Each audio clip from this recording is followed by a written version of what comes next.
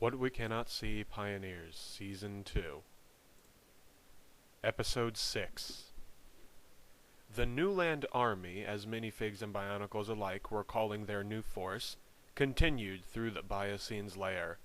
King Archimald allowed the Blackgear gang headed by Kopaka to join the ranks of the minifig Newland Empire's own army. Together, they had formed a massive joint military force. Among the men were many disagreements, prejudices, and differences, but everyone, minifig or bionicle, had the same reason for picking up their weapons and going to war. The Byacene wanted all of them dead, and despite the fact that the new land was not their homeland, the minifigs and bionicles knew it was their home. They were all ready to fight to the death for it and their people. King Archimald and Prime Minister Stanley Gutenoa both consulted Kopaka, the Blackgear leader, about their discoveries about this strange place they believed to be the Byacene's lair. They told Kopaka that the monsters were believed to be part of one all-powerful super being that was controlling all of them from within this massive lair. A being they believed to be called the Byacene. But Stanley Gutenoa then brought his generals together to share with both King Archimald and Kopaka about an even more profound realization they had all had. Together, they told the two bionicle leaders that they have good reason to believe that this entire structure is actually a house, and that there was a very real possibility that the minifigs and bionicles were nothing more than toys. As the convoy pressed onward, Gavla turned her head to examine a group of minifig soldiers. Advancing in a loose formation with their weapons lowered and arms relaxed, the soldiers moved with eyes gazing at everything before them. Gavla frowned and turned her head. One of the soldiers, however, caught Gavla watching them before she looked away. The soldier studied her intently. That soldier was not the only one examining Gavla. Stanley Gutenoa and much of his retinue of generals and officers had been periodically watching her from their seats on their carrier trucks. Many of them muttered to themselves about King Archimald's right hand. Stanley himself was disquieted by her. His own Captain Clark Briggs had warned Gutenoa about siding with the Bionicles long ago. Archimald seemed genuine, and Icarax as well. But there was a kind of menace about this Gavla, something very shadowy in her actions. It never seemed to interfere, but it brought him discomfort all the same. Gavla sensed someone watching her, and turned to look back at the amassment of minifig vehicles and troops. She saw then one of the colonial troopers staring at her. "Do you need something, minifig?" Gavla asked in an especially cold tone. "Nothing, Gavla," the soldier casually replied. "Then look away," Gavla commanded, glaring at the soldier before looking away. The minifig soldier shrugged and moved on.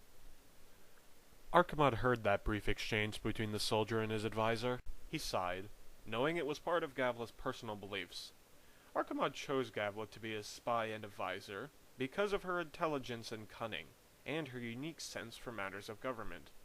But sadly, Gavla possessed a very poorly concealed hatred of the minifig race. Once, Gavla explained to Archimald that the bionicles should be the dominant race of the world. Bionicles were clearly physically superior to minifigs with their sheer size, but minifigs were a disciplined people, incredibly intelligent, master technicians, scientists, engineers, and perhaps most importantly, strong and highly trained, organized soldiers. With grand technology to back them and a drive for conquest and empire, the minifigs remained on top, while the bionicles had long since seen their kind plunge into anarchy. Gavla found this an atrocity. She wanted the bionicles to be as the minifigs, imperialistic and disciplined. She believed if this could be done, the bionicle race would be more than superior. They would be invincible. It disturbed Archimald how radical Gavla could be, and how willing she seemed to resort to any means necessary to achieve her goals. He almost thought about Icarax as a possible replacement, but he was a bit too hot-headed, made clear by his murder of Stog. For the moment, Gavla remained an excellent assistant. Archimald just had to be aware of her quirks and personal issues. The convoy truly did not know where it was going. It had no knowledge of where the so-called Byacene was lurking, except that it was somewhere inside this massive structure. Many of the soldiers were now calling this place the house. What was this place? Why did it exist? Where were the owners of this house, who were certain to be giants compared to the minifigs and bionicles? What was the Biocene anyway? Were the bionicles and minifigs all really just mere toys? And if so, how come they were moving, talking, able to build things? These and more questions bombarded everyone in the convoy. Some of the soldiers began entering conversations of a philosophical nature. Was the Biocene a kind of ghost?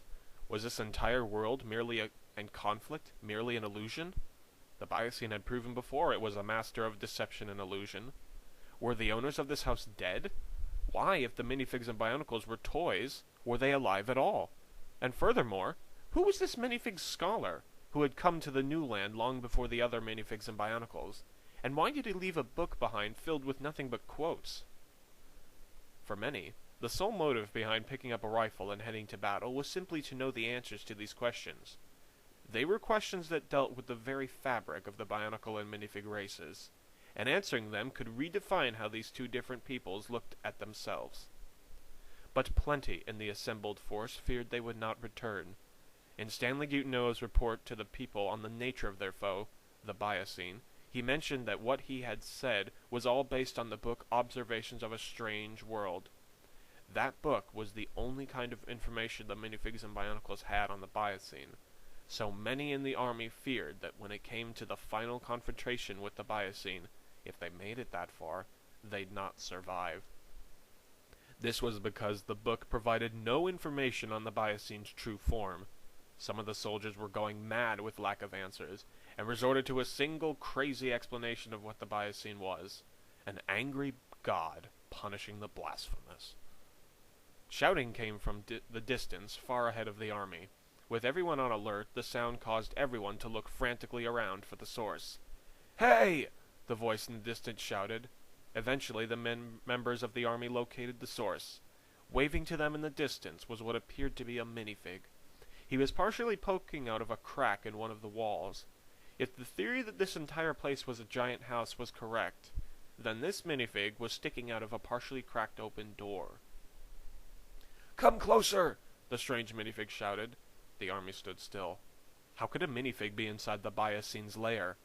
All the minifigs were either safe at Fort Mercy or lost, still wandering out in the new land. "Don't approach just yet," Gutenoa said to his carrier truck's driver.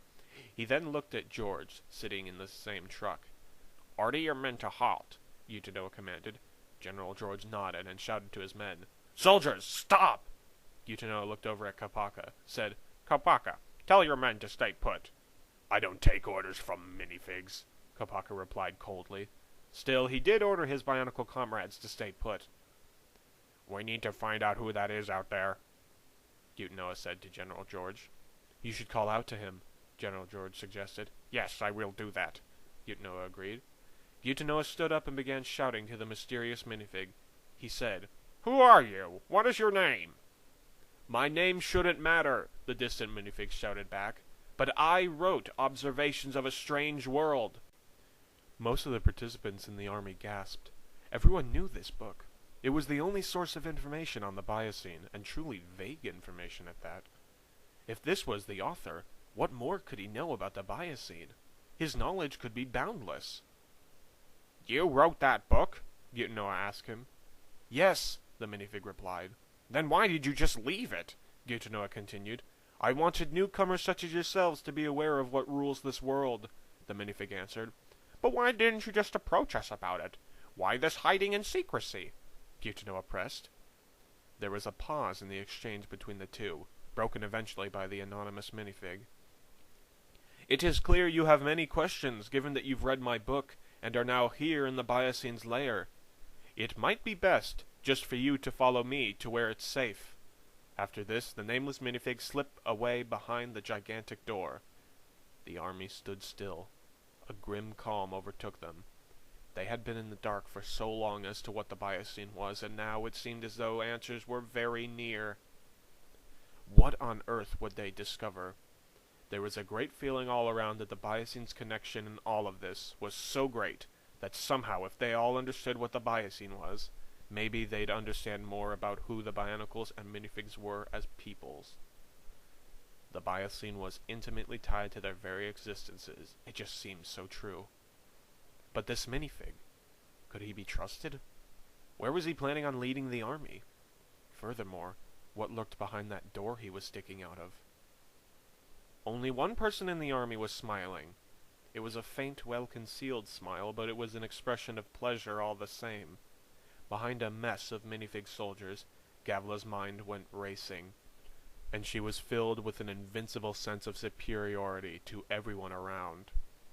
When Gavla secured her secret alliance with the Biocene by talking to the emissary monster in the abandoned Arthene mines, part of the deal was that if the Biocene gave her its power, Gavla had to vow that she would use it to destroy the minifig race in the years after the Biocene. What was curious was that when the Biocene gave Gavla its power via an injection of what she was certain was a substance similar to Arthene, it had also transferred to her a rudimentary explanation of what the Biocene really was. Gavla was now faintly aware of what the Biocene was, along with its connection to the Bionicles and minifigs. Gavla, however, reasoned that this transferring of information was accidental.